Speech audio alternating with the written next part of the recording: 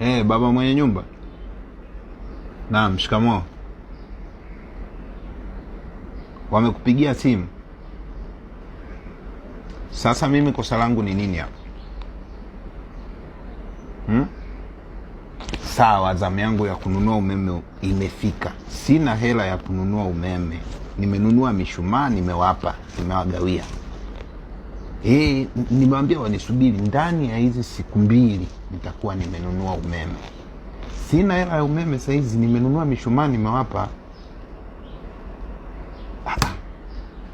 Kikubwa nini tunachotaka? Simu wangu. Nimenunua mishumaa, nimewapa, nimewaomba ndani ya hizi siku 2 nitanunua umeme. Kwa saizi watumie mishumaa. Mzee, kodi ya nyumba nimekupa, sijakupa? Sasa hayo mengine si ya mimi na wapangaji wenzangu?